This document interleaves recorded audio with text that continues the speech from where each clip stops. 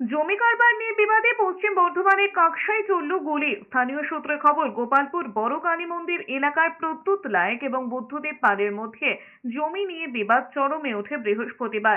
অভিযোগ, তখন প্রত্যুত লায়েক গুলি চালায় বলে অভিযোগ। গুলি রাস্তার পাশের লাইট পোস্টের আলোতে লাগে।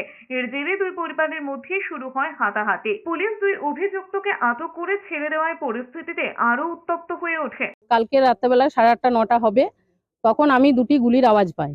এবার আমি গুলিটা বুঝতে পারিনি, কেউ তো স্বাভাবিক জানে না যে এটা বন্দুকের গুলি, রিভলভারের গুলির আওয়াজ নাকি। আমি ভাবছি বোম ফাটছে জোরে। তখন আমি আমার বৌমাকে বলি যে দেখ, কে যেন বোম ফাটাচ্ছে, দুটো পরপর। তারপরে চিৎকার করে ওঠে, সঞ্জয় লায়েক চিৎকার করে ওঠে, এখানে ছিল। তখন আমরা সবাই বেরিয়ে আসি যে এত চিৎকার চেঁচামেচি কেন। তখন বলছে যে প্রদ্যুৎ লায়েক এই লাইটটা গুলি করে ভেঙে দিল। অন্যদিকে মুর্শিদাবাদের বহরমপুরে টাকা ছিনতাইয়ে গুলি চালানোর অভিযোগ উঠেছে দুষ্কৃতীদের বিরুদ্ধে।